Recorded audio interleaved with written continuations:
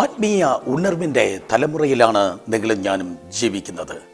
ഈ കാലഘട്ടത്തിൽ ദൈവത്തിൻ്റെ മഹാപ്രവൃത്തി വലിയൊരു ചരിത്രമായി കഴിഞ്ഞ തലമുറകൾ കണ്ടിട്ടില്ലാത്തത് വെളിപ്പെടേണ്ടതിനായി ലോകവ്യാപകമായി കർത്താവ് തൻ്റെ സഭയിൽ ഒരു കൂട്ടത്തെ ഗിദെയോന് സൈന്യമായി എഴുന്നേൽപ്പിച്ചുകൊണ്ട് ഇരിക്കുന്നു. അവർക്ക് വിദ്യാഭ്യാസം കുറവായിരിക്കാം, അവർക്ക് ഒരുപക്ഷെ കുടുംബ മഹത്വം കൂടുതൽ കാണത്തില്ല. എന്നാൽ അതേ സമയത്ത് അവർക്ക് ചില സവിശേഷതകളുണ്ട്. ദൈവം അവരെ ആക്കി വച്ചിരിക്കുന്ന നേതൃത്വത്തോട് ഇണങ്ങിച്ചേർന്ന് ദൈവത്തിൻ്റെ കൃപയാൽ നിൽക്കുന്നത് കൊണ്ട് അതിശക്തമായ ആത്മീയ വിടുതലുകൾ അനേക രാജ്യങ്ങളിൽ, അനേക പ്രദേശങ്ങളിൽ ദൈവത്തിൻ്റെ കൃപയാൽ സംഭവിച്ചു വരുന്നു. എന്നാൽ ഭാരതത്തെ സംബന്ധിച്ച് മലയാളിയാകട്ടെ, ബംഗാളിയാകട്ടെ, പല സന്ദർഭത്തിൽ നേതൃത്വത്തിന് എതിരെ മത്സരിക്കുകയും ശബ്ദമുയർത്തുകയും ചെയ്യുന്നതായ ജാതികളാണെന്ന് കേട്ടിട്ടുണ്ട്. ശരിയാണോ എന്ന് എനിക്ക് അറിയത്തില്ല.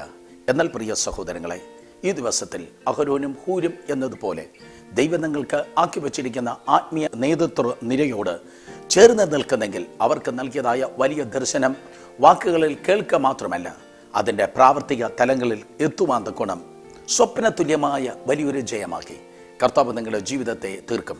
നാളെയെക്കുറിച്ച് നിങ്ങൾക്കൊരു സ്വപ്നമുണ്ട് എങ്കിൽ ആ സ്വപ്നത്തിലേക്ക് ദൈവം നിങ്ങളെ എത്തിക്കുക തന്നെ ചെയ്യും. അത് തകർച്ചയുടെയും നിലവിളിയുടെയും സ്വപ്നമല്ല, അത് ജയത്തിൻ്റെ സ്വപ്നം അത്രേ.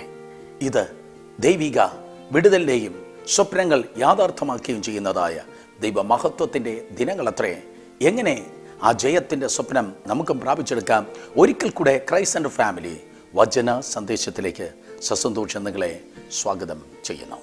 കാലകാലങ്ങളിൽ ഓരോ തലമുറകളിൽ ഓരോരോ ദൈവത്തിൻ്റെ ദാസന്മാരെ നേതാക്കന്മാരായി അല്ലെങ്കിൽ നേതൃത്വ നിലയിലേക്ക് ദൈവമായ കർത്താവ് തിരഞ്ഞെടുത്ത് ആക്കി വെച്ചു. ഒരിക്കൽ മോശയായിരിക്കാം, മോശയുടെ മരണശേഷം ഒരു യോശുവ, അതിനുശേഷം ന്യായാധിപന്മാർ.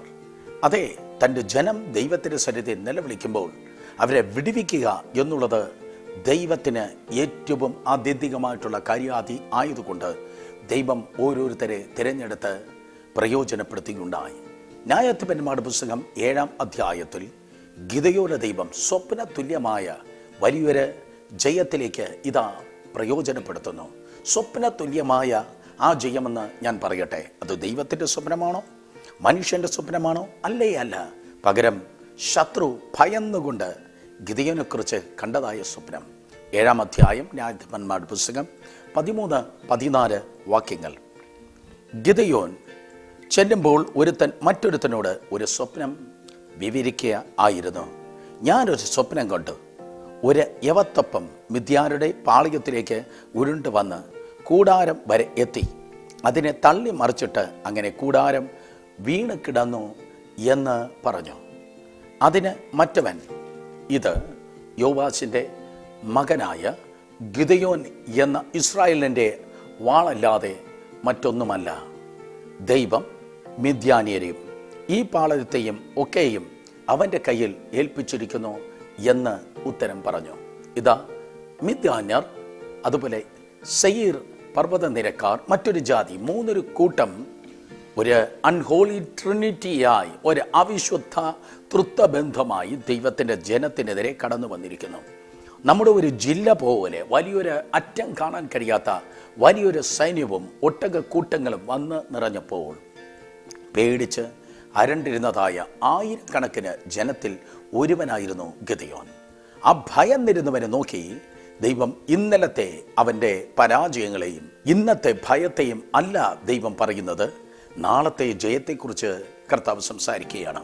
സാധാരണ മനുഷ്യനും നിങ്ങളുടെ ഇന്നലത്തെ തിന്മകളും ഇന്നത്തെ ഞെരുക്കങ്ങളും പറയുമ്പോൾ ആൽഫ മാത്രമല്ല ഒമേഗയും ആയിരിക്കുന്നവനായ ദൈവം നിങ്ങളുടെ നാളത്തെ ജയത്തെക്കുറിച്ചാണ് സംസാരിക്കുന്നത്.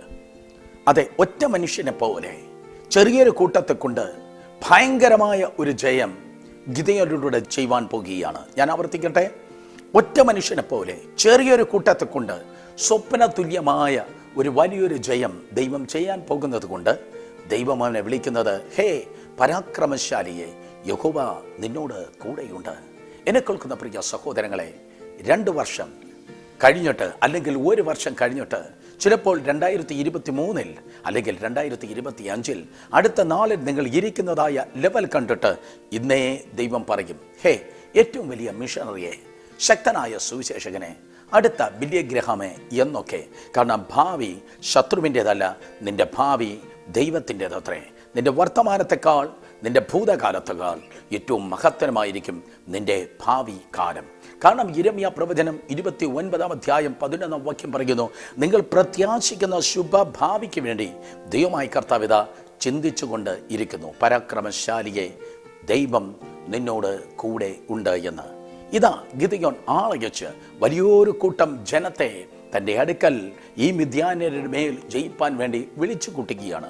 33,000-ൽ അധികം വരുന്നതായ ജനക്കൂട്ടം ഇതാ യോവാശിൻ്റെ മകനായ ഗിദെയോൻ്റെ അടുക്കലേക്ക് ഓടിക്കൂറി.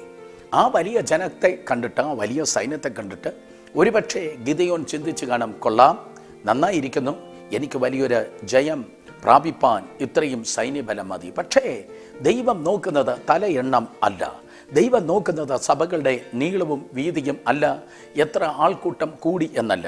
ദൈവത്തിന് തൻ്റെ കയ്യിൽ ഒതുങ്ങിയിരിക്കുന്നതായ ചെറിയൊരു റെമനന്റ് മതി, ചെറിയൊരു ശേഷിപ്പ് മതി തൻ്റെ വലിയ പദ്ധതി ദേശത്തിൽ, രാജ്യത്തിൽ ചെയ്തെടുപ്പാൻ. തമ്പുരാൻ ഒരു ടെസ്റ്റ് പറയുകയാണ്. ഭയമും ഭീതിയുമുള്ളവൻ ഗിലെയാദ് പർവ്വതത്തിലേക്ക്, സ്വന്തം ഭവനത്തിലേക്ക് മടങ്ങിപ്പോകട്ടെ. ഭയവും ഭീതിയുമുള്ളവൻ മടങ്ങട്ടെ എന്ന് പറയുമ്പോൾ ഓൾമോസ്റ്റ് 22,000 പീപ്പിൾ, 22,000-ഓളം ജനം ഇതാ മടങ്ങിപ്പോയി. ഇന്ന് ഞാൻ പറയട്ടെ, ഈ കാലഘട്ടത്തിൽ ദൈവസഭയ്ക്കെതിരെ വെല്ലുവിളികളും പ്രതിസന്ധികളും പ്രതികൂലങ്ങളും ശബ്ദകോലാഹലങ്ങളും ഉയർന്നുകൊണ്ടിരിക്കുമ്പോൾ ഭയം ഉള്ളവന് ഒരിക്കലും ദൈവസന്നിധിയിൽ എഫക്റ്റീവായി, ക്രിയാത്മകരമായി പ്രവർത്തിപ്പാൻ കഴിയത്തില്ല. ജനത്തെക്കുറിച്ച് ഭയപ്പെടുന്നു, രാഷ്ട്രീയ മണ്ഡലത്തെക്കുറിച്ച് ഭയപ്പെടുന്നു, പൈശാചിക ശക്തികളെക്കുറിച്ച് ഭയപ്പെടുന്നു, വിമർശനങ്ങളെക്കുറിച്ച് ഭയപ്പെടുന്നു. എന്നാൽ ഭയം ഉള്ളവന് ഒരിക്കലും ദൈവത്തിൻ്റെ വാഗ്ദത്ത പ്രകാരം മുന്നേറുവാൻ കഴിയത്തില്ല. നിങ്ങൾ സ്റ്റാഗ്നൻ്റ് അല്ല, വഴിമുട്ടി നിൽക്കുന്നവരല്ല, നിങ്ങൾ മുന്നേറ്റത്തിൻ്റെ ജനം ആകണമെങ്കിൽ നിങ്ങളുടെ മുൻപിലുള്ള യോർദാൻ വറ്റണം, നിങ്ങളുടെ മുൻപിലുള്ള എരിഹോ വീടണം, നിങ്ങളുടെ മുൻപിലുള്ള അതേ ശത്രു സൈന്യത്തെ ഓടിക്കണം. അതിനുവേണ്ടി നിങ്ങൾക്ക് ഭയം വേണ്ട. യേശുവിൻ്റെ നാമത്തിൽ ഭയം വിട്ടുമാറട്ടെ. ഭയം ഉള്ളവർക്ക് ഒരിക്കലും ദൈവകൃപയിൽ ജ്വലിപ്പാൻ കഴിയത്തില്ല. 27-ാം സങ്കീർത്തനം 1 വാക്യം, യഹോവയുടെ വെളിച്ചവും എൻ്റെ രക്ഷയുമാകുന്നു, ഞാൻ ആരെ ഭയപ്പെടും? യഹോവയുടെ ജീവൻ്റെ ബലം, ഞാൻ ആരെ പേടിക്കും? ഹേ, നാളെക്കുറിച്ച് നിങ്ങൾ ഭയപ്പെടുന്നു? രോഗങ്ങളെ, വിമർശനങ്ങളെ, ആര് ഫേസ്ബുക്കിൽ എന്തൊക്കെ എഴുതും, ആരൊക്കെ എനിക്കെതിരെ എന്തൊക്കെ പറയും? യേശുവിൻ്റെ നാമത്തിൽ മറന്നു കളയുക. നിന്നെ വിളിച്ചത് മനുഷ്യനല്ല, നിന്നെ വിളിച്ച് ആക്കിയത് സ്വർഗത്തിലെ ദൈവമാണ്. അതുകൊണ്ട് മാൻ പ്ലീസർ ആകാതിരിക്കുക. മനുഷ്യനെ അല്ല നിങ്ങൾ തൃപ്തിപ്പെടുത്തേണ്ടത്. ഡോക്ടർ PG വർഗീസ് ഇവണ്ണം പറയാറുണ്ട്, നിങ്ങൾ എല്ലാവരെയും സന്തോഷിപ്പിക്കാൻ ആഗ്രഹിക്കുന്നു എങ്കിൽ അത് ഐസ്ക്രീം വിൽക്കാൻ പോയാൽ മതി എന്ന്. PG അങ്കിൾ പറയുന്നത് പോലെ ഐസ്ക്രീം വിൽക്കാനല്ല ദൈവം നമ്മെ വിളിച്ചിരിക്കുന്നത്, തേജസ്സിൻ്റെ സുവിശേഷം പറവാനാണ്. തേജസ്സിൻ്റെ സുവിശേഷമായി സഞ്ചരിച്ച, കൃപയുടെ സുവിശേഷമായി സഞ്ചരിച്ച യേശുവിന് പോലും അതെ എല്ലാവരെയും തൃപ്തിപ്പെടുത്തുവാൻ കഴിഞ്ഞില്ല. പിന്നെയല്ലേ എനിക്കും നിനക്കും മറ്റുള്ളവരെ തൃപ്തിപ്പെടുത്താൻ അത് കഴിയുന്നത്? നമുക്ക് ഒരേ ഒരു അജണ്ടയായിരിക്കാം, ദൈവത്തെ തൃപ്തിപ്പെടുത്താം. അതുകൊണ്ട് ദൈവത്തെ മാത്രം നമുക്ക് ഭയപ്പെടാം. ഭീരുത്വത്തിൻ്റെ ആത്മാവിനെ അല്ല ദൈവം നമുക്ക് നൽകിയത്, പകരം ശക്തിയുടെ, സ്നേഹത്തിൻ്റെ, സുബോധത്തിൻ്റെ ആത്മാവിനെ ദൈവം നമുക്ക് നൽകിയത് കൊണ്ട് യേശുവിൻ്റെ നാമത്തിൽ ഈ കാലഘട്ടത്തിൽ ഒരു ഗിദെയോന്യ സൈന്യം ആയിത്തീരുവാൻ ഭയത്തിൽ നിന്ന് നമുക്ക് പുറത്തു വരാം. ദൈവിക ധൈര്യത്താൽ നമുക്ക് നിറയാം. തികഞ്ഞ സ്നേഹം യേശുവിൻ നാമത്തിൽ സകല ഭയങ്ങളെ പുറത്താക്കുമാറാകട്ടെ. അതെ, ഭയം പോകട്ടെ, പകരം ദൈവിക ധൈര്യത്താൽ നമുക്ക് നിറയപ്പെടാം. രണ്ടാമതായി, കൂടെ ഉണ്ടായിരുന്നതായി ഏകദേശം 11,000-ഓളം പേരെ കർത്താവ് ഗിദെയോനോട് പറയുന്നു, അടുത്ത ടാസ്ക് ഉള്ളത് കൊണ്ടാണ് ടെസ്റ്റ് ഉള്ളത്, ദൈവത്തിൻ്റെ പ്രവൃത്തി ഉള്ളത് കൊണ്ടാണ് ടെസ്റ്റ് ഉള്ളത്. വേറെ ആർക്കും ഇല്ലാത്തതായ ടെസ്റ്റ് നിങ്ങൾക്കുണ്ടെങ്കിൽ, വേറെ ആർക്കും ഇല്ലാത്തതായ എന്തോ ദൈവത്തിൻ്റെ ഉദ്ദേശം നിങ്ങളിലൂടെ വെളിപ്പെടുവാനുണ്ട്. അവരെ ഇതാ വെള്ളത്തിനരികിലേക്ക് കൊണ്ടുപോ. അതെ, കയ്യിൽ വെള്ളം കോരി കുടിക്കുന്നവരല്ല, നായ് നക്കി കുടിക്കുന്നത് പോലെയുള്ള 300 പേരെ ഞാൻ നിനക്ക് തരും. നായ് നക്കി കുടിക്കുന്നത് പോലെ, അർത്ഥം താഴ്മയുള്ളവരെ ദൈവം ഗിദെയോന്യ സൈന്യം ആക്കും. മറക്കരുത്, 1 ധൈര്യമുള്ളവർ, 2 താഴ്മയുള്ളവർ.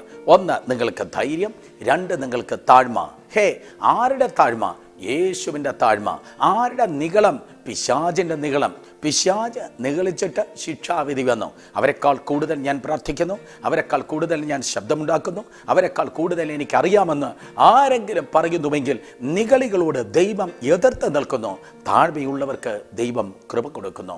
അതേ വസ്ത്രം ധരിക്കുമ്പോൾ നമ്മൾ ശ്രദ്ധിക്കാറുണ്ട്, എല്ലാ ബട്ടൺസ് ഇട്ടോ, എല്ലാം നന്നായിരിക്കുന്നു, മുടി ചീകിയിരിക്കുന്നു എന്ന് നാം വീണ്ടും വീണ്ടും വീണ്ടും നോക്കുന്നത് പോലെ വാക്കിൽ, പ്രവൃത്തിയിൽ, നടപ്പിൽ, ആറ്റിറ്റ്യൂഡിൽ ഒക്കെ ഈ ദിവസങ്ങൾ നമുക്ക് ശ്രദ്ധാലുക്കള ആയിരിക്കാം. എത്രത്തോളം താഴ്മയുണ്ട്, താഴ്മയുള്ളവരെയാണ് തമ്പുരാൻ തിരഞ്ഞെടുക്കുന്നത്.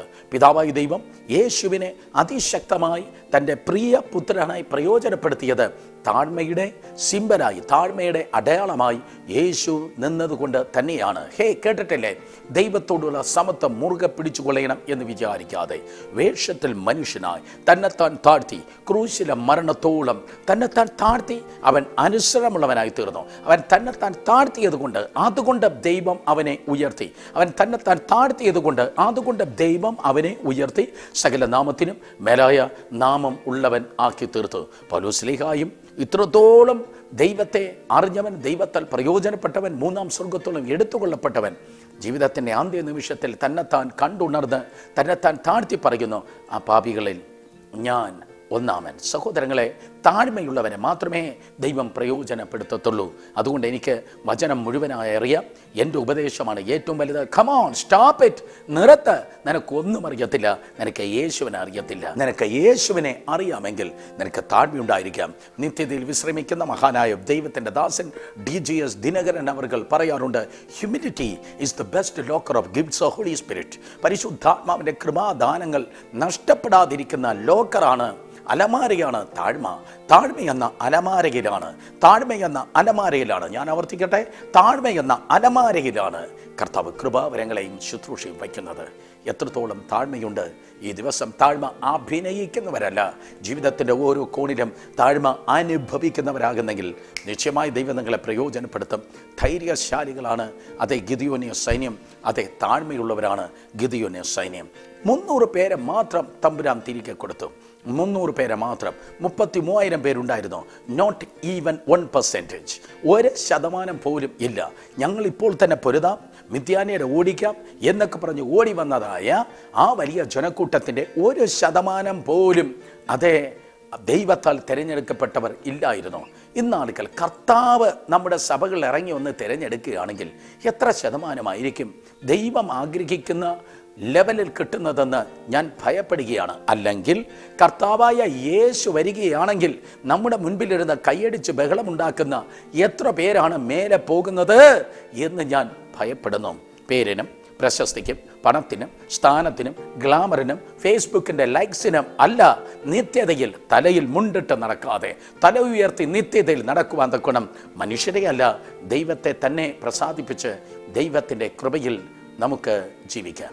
ഔവണ്ണം ദൈവം നിങ്ങളെ പ്രയോജനപ്പെടുത്തുവാൻ ആഗ്രഹിക്കുമ്പോൾ നിശ്ചയമായി ദൈവം നിങ്ങളുടെ സഭയിൽ, നിങ്ങളുടെ കൂട്ടായ്മയിൽ ആക്കി വച്ചിരിക്കുന്ന ഒരു ലീഡറുണ്ട്, ഒരു പാസ്റ്ററുണ്ട്, ഒരു ശുശ്രൂഷകനുണ്ട്. അദ്ദേഹത്തോടു കൂടെ തിരുവനന്തപുരം മലയാളത്തിൽ പറഞ്ഞാൽ നെഞ്ചും നെറ്റിയും കൊടുത്ത് നിങ്ങൾ ചേർന്ന് നിൽക്കുക തന്നെ ചെയ്യും. ആ 300 പേരുടെ ആ ഗിദെയോന്യ സൈന്യത്തിൻ്റെ പ്രത്യേകത അത് തന്നെയാണ്. അവർ കുറച്ച് ബഹളമിട്ടവരോ കുറച്ച് ആക്രോശവും അന്താളിപ്പും കാണിച്ചവരോ ഒന്നും അല്ല. അവരിപ്രകാരം പറഞ്ഞു, യഹോവയ്ക്കും ഗിദെയോനും വേണ്ടി വാൾ, യഹോവയ്ക്കും എനിക്കും വേണ്ടി എന്നല്ല, ഇന്ന് എനിക്ക് എന്ത് കിട്ടും എന്ന് പറഞ്ഞിട്ടാണ് ദൈവസഭയിൽ അനേകർ കയറി വരുന്നത്. ഇന്ന് കൂട്ടായ്മകൾ പലരും എത്തുന്നത് നമുക്കെന്തോ തടയാം. സഹോദരങ്ങളെ, ദൈവത്തെ ATM ആക്കരുതേ. ദൈവത്തിൻ്റെ സഭ ഒരിക്കലും അത് ബിസിനസ് സെൻ്റർ അല്ല. എന്ത് കിട്ടും എന്ന് പറയുന്നതല്ല ശുശ്രൂഷ. എന്ത് ദൈവരാജ്യത്തിന് വേണ്ടി കൊടുക്കാം എന്ന് പറയുന്നതാണ് ശുശ്രൂഷ. ദൈവത്തിൻ്റെ വചനം പറയുന്നു, അവർ പറയുന്നു, യഹോവയ്ക്കും ഗിദെയോനും വേണ്ടി വാൾ. ഞാൻ ആവർത്തിച്ച് പറയട്ടെ, പലപ്പോഴും ദൈവസഭയിൽ കൂടി വരുന്നതായ പലർ കൊള്ളക്കാരെക്കാൾ ഗതികെട്ടവരാണ്. പലപ്പോഴും സഭയിൽ നിന്ന് ഊറ്റുന്നവരാണ്. ദൈവരാജ്യമാകുന്ന ദൈവസഭയെ ബലപ്പെടുത്തുന്നവർ അല്ല. ദൈവസഭയെ പലപ്പോഴും കറവ പശു ആക്കുന്നവരാണ്. എന്നാൽ സഭ വൈപ്പാട്ടി അല്ല, പകരം സഭ മണവാട്ടി അത്രേ. പേരിന്, പ്രശസ്തിക്ക്, സ്ഥാനമാനങ്ങൾക്ക്, അതെ മറ്റും അവസരങ്ങൾക്ക് വേണ്ടി ദൈവസഭയെ ഉപയോഗിക്കുന്നുവെങ്കിൽ അവിടെ സഭ വൈപ്പാട്ടിയാകുകയാണ്, മണവാട്ടിയല്ല. എന്നാൽ കർത്താവ് യേശു വരുന്നത് വൈപ്പാട്ടിയാകുന്ന പൊടി പിടിച്ച് കിടക്കുന്ന സഭയെ ചേർപ്പാനല്ല, പകരം തേജസ്സോടെ സഭയെ മുൻനിർത്തേണ്ടതിന് തേജസ്സിൻ്റെ സഭയെ ചേർപ്പാൻ യേശു കർത്താവ് കടന്നു വരുന്നു. നിങ്ങൾ എന്തിനു വേണ്ടിയാണ് ദൈവസഭയിൽ വന്ന് പറ്റിയിരിക്കുന്നത്? നിങ്ങളുടെ കൂട്ടായ്മയിൽ ഉള്ളവരോട് ഞാൻ ചോദിക്കട്ടെ, ഐ നോ ഇത് സാധാരണ ഒരു എപ്പിസോഡല്ല. നിങ്ങളുടെ പാസ്റ്ററോട് അല്ലെങ്കിൽ നിങ്ങളുടെ സഭയോട് നിങ്ങൾ ചേർന്ന് നിൽക്കുന്നത് പേരിനാണോ, ഷൈൻ ചെയ്യാനാണോ, പൈസയ്ക്കാണോ, പദവിക്കാണോ, എന്തിനു വേണ്ടിയാണ് നിങ്ങൾ ചേർന്ന് നിൽക്കുന്നത്? നിങ്ങൾ രണ്ടിൽ ഒന്നായിരിക്കും. ഒന്നുകിൽ ഭൂരിപക്ഷം പേരാകുന്ന നിങ്ങൾ ഇത്തിൽ കണ്ണികളാണ്. ഭൂരിപക്ഷം പേരാകുന്ന നിങ്ങൾ കാറ്റക്കസ് ഇത്തിൽ കണ്ണികളാണ്. ഒരു വൃക്ഷത്തിൽ ഒരു ഇത്തിൽ പറ്റിയാൽ അതിനെ മൊത്തം അങ്ങ് ഊറ്റുകയാണ്. ഒരു ഇത്തിൽ കണ്ണി ഒരു വൃക്ഷത്തിൽ വന്നു പറ്റി മുഴുവനായതിനെ ഊറ്റിയെടുത്താൽ ആ വൃക്ഷം അത് ക്ഷീണിച്ചു പോകും, അത് ക്ഷയിച്ചു പോകും. ഇന്ന് പലയിടത്തും സഭ ക്ഷയിക്കുന്നത് സഭയ്ക്ക് പുറത്തുള്ളവരുടെ കുഴപ്പമല്ല, സഭയ്ക്കകത്തിരിക്കുന്നവരെ കൊണ്ടാണ്, സഭയുടെ നേതൃത്വത്തിൽ ഇരിക്കുന്നവരെ കൊണ്ടാണ്. അവർ ദൈവസഭയെ ഊറ്റുകയാണ്. എന്നാൽ നിങ്ങൾ ഇതിൽ ആകരുത്, പകരം നിങ്ങളൊരു ഓർക്കിഡ് ആയിരിക്കണം. എന്താ ഓർക്കിഡിൻ്റെ പ്രത്യേകത? ഒരു വൃക്ഷത്തിൽ ഒരു ഓർക്കിഡ് വന്നു പറ്റിയാൽ അത് അല്പം വളമെടുക്കും, അല്പം ലവണമെടുക്കും, പക്ഷേ ധാരാളമായ നല്ല നല്ല പൂക്കളെ അത് പൂക്കുന്നത് നിമിത്തം ഓർക്കിഡ് ആ വൃക്ഷത്തോട് പറ്റി നിൽക്കുന്നത് അതൊരു അലങ്കോലമല്ല, അതൊരു അലങ്കാരമായിരിക്കും. കമോൺ, നിങ്ങളുടെ ദൈവത്തിൻ്റെ ദാസന് നിങ്ങളൊരു അലങ്കോലമല്ല, നിങ്ങളൊരു അലങ്കാരമായിരിക്കട്ടെ. നിങ്ങളുടെ ചേർച്ച് കമ്മിറ്റിക്ക്, നിങ്ങളുടെ സഭയുടെ ബോഡിക്ക്, നിങ്ങളുടെ കൊയറിന് ഒക്കെ നിങ്ങളൊരു അലങ്കോലമല്ല, നിങ്ങളൊരു ഇത്തിൽ കണ്ണി അല്ല, പകരം നിങ്ങളൊരു അലങ്കാരം ആയിരിക്കട്ടെ. 80% ഇന്ന് ഇത്തിൽ കണ്ണികളായി ദൈവസഭയെ ചൂഷണം ചെയ്യുന്നതായ കള്ളന്മാരുടെ ഗുഹയാക്കി, കൊള്ളക്കാരുടെ ഗുഹയാക്കി തീർക്കുമ്പോൾ ഈ തലമുറയിൽ ഒരു ഗിദെയോന്യ സൈന്യമായി ഭാരതത്തിന്റെ ലോക രാജ്യങ്ങളുടെ ആത്മീയ വിടുതലിന് വേണ്ടി പ്രയോജനപ്പെടുത്തുവാൻ ഇൻ ജീസസ് നെയിം, യേശുവിന്റെ നാമത്തിൽ തീരുമാനിക്ക്. മേലാൽ ഞാനൊരു ഇത്തിൽ കണ്ണി അല്ല, പകരം ഞാനൊരു ഓർക്കിഡ് ആയിരിക്കും. ഒരു ഗിദെയോന്യ സൈന്യത്തിൻ്റെ പ്രത്യേകത, അവർ ഭയമില്ലാത്തവരാണ്. അതെ, അവര് ദൈവത്തിൻ്റെ വിലയേറിയ കൃപയാൽ അവർ താഴ്മയുള്ളവരാണ്. അവർ ദൈവത്തിൻ്റെ മക്കൾക്ക്, ദൈവത്തിൻ്റെ ദാസന്മാർക്ക് അനുഗ്രഹം ആയിരിക്കാം. അവർ പറയും, യഹോവയ്ക്കും ഗിദെയോനും വേണ്ടി വാൾ. നിങ്ങളുടെ പാസ്റ്റർ അടുത്തേക്ക് ഈ എപ്പിസോഡ് കഴിയുമ്പോൾ ഫോൺ ചെയ്യണം, അല്ലെങ്കിൽ നിങ്ങൾ അദ്ദേഹത്തിൻ്റെ അടുക്കലേക്ക് പോയി പറയണം, പാസ്റ്റർ, ദൈവം നിങ്ങൾക്ക് നൽകിയിരിക്കുന്നതായ ദർശനത്തിനനുസരിച്ച് ഞങ്ങൾ നിങ്ങളോട് കൂടെയുണ്ട്. നിങ്ങളുടെ ശുശ്രൂഷകളോട് പറയണം, ഞങ്ങൾ നിങ്ങൾക്ക് വേണ്ടി പ്രാർത്ഥിക്കും, ഞങ്ങൾ നിങ്ങളെ സപ്പോർട്ട് ചെയ്യും, നിങ്ങളോട് ഞങ്ങൾ കൂടെയിരിക്കും എന്ന് വ്യക്തിയായി, കുടുംബമായി പറയട്ടെ. ഒരു ഗിദെയോന്യ സൈന്യം ദേശങ്ങളിൽ യേശുവിൻ്റെ നാമത്തിൽ എഴുന്നേൽക്കട്ടെ. നിങ്ങളുടെ ദൈവദാസന് ശുശ്രൂഷകൾ നിങ്ങൾ തലവേദനയല്ല, അപവാദം പറയുന്നവരല്ല, സ്പിരിച്വൽ ടെററിസ്റ്റ് അല്ല, ഏതോ തീവ്രവാദിയല്ല, പകരം അനുഗ്രഹമായിരിക്കട്ടെ. അങ്ങനെയെങ്കിൽ അത് നിങ്ങൾക്കും നിങ്ങളുടെ തലമുറയ്ക്കും അനുഗ്രഹമായിരിക്കും. ദൈവസഭയിൽ തലവേദന വന്നാലേ അയ്യോ തലമുറകൾ തകർന്നു പോകും സഹോദരങ്ങളെ, അത് പറവാൻ എൻ്റെ മുമ്പിൽ നേരം ഇല്ല. അങ്ങനെ 300 പേരെ ദൈവം ഗിദെയോന് വേണ്ടി നൽകിയുണ്ടായി. വന്നുകൂടിയ സൈന്യത്തിൽ നിന്ന് 1% പോലും ഇല്ലാതെ ഈ 300 പേരെ കൊണ്ട് ഞാൻ എന്ത് ചെയ്യും എന്ന് കാത്തിരുന്നതായ ഗിദെയോനോട് ദൈവം പറയുന്നു, ഗെറ്റ് അപ്പ്, അർദ്ധരാത്രിയിൽ എഴുന്നേൽക്ക്, നിന്റെ പേഴ്സണൽ സെക്രട്ടറി ആകുന്ന മറ്റൊരുവനുണ്ടല്ലോ അവനെയും കൂടെ വിളിക്ക്, ശത്രുവിൻ്റെ പാളയത്തിലേക്ക് നീ ഇറങ്ങിച്ചെല്ല്. ശത്രുവിൻ്റെ പാളയത്തിലേക്ക് ഇറങ്ങിച്ചില്ല. കാരണം അടുത്ത് നിൽക്കുന്നവർ നിന്റെ ഉള്ളത്തെ തകർക്കുന്നവരാണ്, നിന്റെ ധൈര്യത്തെ ക്ഷയിപ്പിക്കുന്നവരാണ്, നിന്നെ കൺഫ്യൂസ് ചെയ്യിപ്പിക്കുന്നവരാണ്, നിനക്കെതിരെ അപവാദം പറയുന്നവരാണ്, കൂടെ നിന്ന് കുതികാൽ വെട്ടുന്നവരാണ്. അതുകൊണ്ട് അടുത്ത് നിൽക്കുന്നവരുടെ ശബ്ദം നീ കേൾക്കേണ്ട. അടുത്ത് നിൽക്കുന്നവർക്ക് നിന്നെക്കുറിച്ചൊരു വില ഇല്ല. അടുത്ത് നിൽക്കുന്നവർ നിന്നെ ചവിട്ടി തേക്കുന്നവരാണ്. അടുത്ത് നിൽക്കുന്നവർ നിനക്കെതിരെ പ്രശ്നമുണ്ടാക്കുന്നവരാണ്. അവർ നിനക്ക് തലവേദനയാണ്. അതുകൊണ്ട് get up, go to the camp of your enemy. ശത്രുവിൻ്റെ പാളയത്തിലേക്ക് പോകുക. സംടൈംസ് അകന്ന് നിൽക്കുന്നവരാണ് നിങ്ങളുടെ വിലയെ മനസ്സിലാക്കുന്നത്. ഞാൻ ശുശ്രൂഷകന്മാരോട് പറയട്ടെ, നിങ്ങളുടെ വിളിയെ, നിങ്ങളുടെ അഭിഷേകത്തെ, നിങ്ങളുടെ ശുശ്രൂഷയെ തിരഞ്ഞെടുക്കുന്നത് നിങ്ങളുടെ ചർച്ചിനകത്തുള്ളവരെക്കാൾ പലപ്പോഴും നിങ്ങളുടെ ചർച്ചിന് പുറത്തുള്ളവരാണ്. ശത്രുവിൻ്റെ പാളയത്തിലേക്ക് ചെല്ലുക.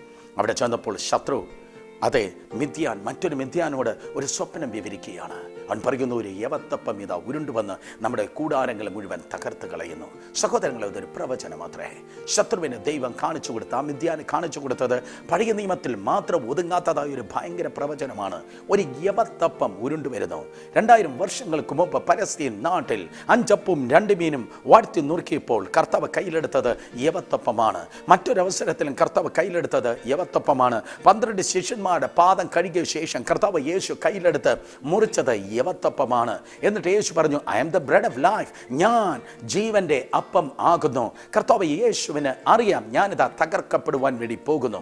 പ്രത്യേകിച്ച് സെഹിയോൻ മാളിക മുറിയിൽ ആ യവത്തപ്പം മുറിക്കപ്പെടുമ്പോൾ യേശുവിനറിയാം, അടിപ്പിണരുകളാൽ ക്രൂശിന്മേലൊക്കെ വച്ച് ഞാനിതാ തകർക്കപ്പെടുവാൻ വേണ്ടി പോകുന്നത്. പക്ഷേ ആ മുറിവ്, ആ തകർച്ച ഒരിക്കലും തിന്മയ്ക്കല്ല, ശത്രുവിന്റെ ഹെഡ് ക്വാർട്ടറിനെ തകർക്കുവാനാണ്, മരണത്തെയും പാതാളത്തെയും തകർക്കുവാനാണ്, പാതാള ഗോപുരങ്ങളെ തകർക്കുവാനാണ്. അത് സംഭവിക്കുകയുണ്ടായി. 2000 വർഷങ്ങൾക്ക് മുമ്പ് എന്നേക്കുമായി ശത്രുവിൻ്റെ ആയുധപ്പുരകളെ, സാത്താന്യ ശക്തികളെ, പൈശാചിക മണ്ഡലങ്ങളെ, പിശാചിൻ്റെ സകല നിർണയങ്ങളെ, അവൻ്റെ അജണ്ടകളെ, അവൻ്റെ പ്രോഗ്രാമിനെ ക്രിസ്തു യേശു ആകുന്ന യഹൂദ ഗോത്രത്തിലെ സിംഹം എന്നേക്കുമായി തകർത്ത് കളഞ്ഞു. In Jesus name. ആ യേശു നിങ്ങളുടെ ഉള്ളിൽ ഇരിക്കുന്നു. ആ യേശു നിങ്ങളുടെ ഉള്ളിൽ ഇരിക്കുന്നത് കൊണ്ട് അന്ന് മിദ്യാൻ ഗിദിയോനെക്കുറിച്ച് ഭയന്ന സ്വപ്നം കണ്ടതുപോലെ ഇന്ന് തിരുവനന്തപുരം മുതൽ കാസർഗോഡ് വരെ, അല്ലെങ്കിൽ വേറൊരു സ്ഥലത്ത്, നിങ്ങൾ ഒരു പക്ഷേ ചെന്നൈയിലായിരിക്കാം, ബാംഗ്ലൂരായിരിക്കാം, അല്ലെങ്കിൽ ബോംബെയിലായിരിക്കാം, ഡൽഹി, അതെ ജയ്പൂർ, അല്ലെങ്കിൽ ഗൾഫ് നാടുകൾ, ലോകത്തിൽ എവിടെ ഇരുന്ന് ഈ എപ്പിസോഡ് നിങ്ങൾ കണ്ടാലും, ബിക്കോസ് ഓഫ് യുവർ അനോയിന്റിംഗ്, നിന്റെ അഭിഷേകം നിമിത്തം സാത്താൻ നിന്നെ കൊണ്ട് വിറച്ചുകൊണ്ടിരിക്കുന്നു. നീ ഉറക്കം എഴുന്നേൽക്കുമ്പോൾ അന്ധകാര ശക്തികൾ പറയുന്നു, അയ്യോ ഇന്ന് ഇവനിലൂടെ എന്തൊക്കെ നഷ്ടമാണോ എൻ്റെ രാജ്യത്തിൽ ഉണ്ടാകാൻ വേണ്ടി പോകുന്നത്. സാത്താൻ നിങ്ങളെ കണ്ട് ഭയപ്പെടുന്നു. കാരണം നിങ്ങളിൽ ഉള്ളവൻ ലോകത്തിൽ ഉള്ളവനേക്കാൾ വലിയവൻ അത്രേ. യേശുവിൻ്റെ നാമത്തിൽ ഗിദിയോന്യ സൈന്യം എഴുന്നേൽക്കട്ടെ. ഭയം ഇല്ലാത്തവര്, താഴ്മ ഉള്ളവര്, ദൈവദാസന്മാരോട് ചേർന്ന് നിൽക്കുന്ന കുടുംബങ്ങള്, വ്യക്തികള്, ഭയം ഇല്ലാത്തവര്, താഴ്മയുള്ളവര്, ദൈവദാസന്മാരോട് ചേർന്ന് നിൽക്കുന്നതായ കുടുംബങ്ങള്, ഈ വെള്ളിയാഴ്ച ദിവസങ്ങൾ നിങ്ങളുടെ സഭകളിൽ ചിലപ്പോൾ പ്രാർത്ഥന യോഗങ്ങളുണ്ടെങ്കിൽ ചെന്ന് പറഞ്ഞാട്ടെ, ദൈവദാസന്മാരോട് ഞങ്ങൾ ചേർന്ന് നിൽക്കട്ടെ. എന്തിനു വേണ്ടി? ലോട്ടറി ടിക്കറ്റ് കിട്ടാനല്ല, പകരം ദൈവത്തിന്റെ ദർശനം ദേശത്തിന്റെ മധ്യത്തിൽ വെളിപ്പെടുവാൻ ഒരു ഗിദിയോന്യ സൈന്യമായി എഴുന്നേറ്റാട്ടെ. അങ്ങനെയെങ്കിൽ നിങ്ങളുടെ ദേശത്ത്, നിങ്ങളുടെ തെരുവുകളിൽ ആ യവത്തപ്പം വീണ്ടും ഉരുളുകയാണ്. ഈ ഉണർവിന്റെ ദിവസങ്ങളിൽ ദുർഭൂതങ്ങളെ തച്ചുടച്ചു മാറ്റാൻ, അന്ധകാര ബന്ധനങ്ങളെ ഉടച്ചു കളയാൻ, ആത്മാക്കളെ രക്ഷിപ്പാൻ, ഹല്ലേലൂയ, സൗഖ്യമാക്കാൻ, വിടിപ്പിപ്പാൻ ഗുണം യവത്തപ്പമാകുന്നതായ കർത്താവ് യേശുവിൻ്റെ കൃപ, അവൻ്റെ അഭിഷേകം, അവൻ്റെ സാന്നിധ്യം ഈ ദിവസങ്ങളിൽ ഉരുളുകയാണ്. ദൈവത്തോട് നമുക്ക് പറയാം, കർത്താവേ എന്നെ നീ പ്രയോജനപ്പെടുത്തണമേ. ഒരു ഗിദിയോന്യ സൈന്യമായി നീ എന്നെ പ്രയോജനപ്പെടുത്തണമേ. ഞങ്ങൾ ആൾ ബലം അധികമില്ല, വിദ്യാഭ്യാസത്തിൽ ഞങ്ങൾ ചെറിയവരാണ്, ബുദ്ധിയിൽ ഞങ്ങൾ ചെറിയവരാണ്. Lord use me for thy glory. അങ്ങയുടെ നാമത്തിൻ്റെ മഹത്വത്തിനായി അവിടുന്ന് എന്നെ പ്രയോജനപ്പെടുത്തണമേ. ദൈവത്തിൻ്റെ സന്നിധിയിൽ പ്രാർത്ഥിക്കാമോ? ദൈവസന്നിധിയിൽ കരയാമോ? ഈ TV സ്ക്രീനിലേക്ക് നിങ്ങളുടെ കരങ്ങളെ നീട്ടിയാട്ടെ. ഈ ഉണർവിൻ്റെ കാലഘട്ടത്തിൽ എന്നെ, എൻ്റെ കുഞ്ഞുങ്ങളെ, എൻ്റെ കൊച്ചുമക്കളെ ഒക്കെ അവിടുന്ന് പ്രയോജനപ്പെടുത്തണമെന്ന് നമുക്കൊരുമിച്ച് പ്രാർത്ഥിക്കാം.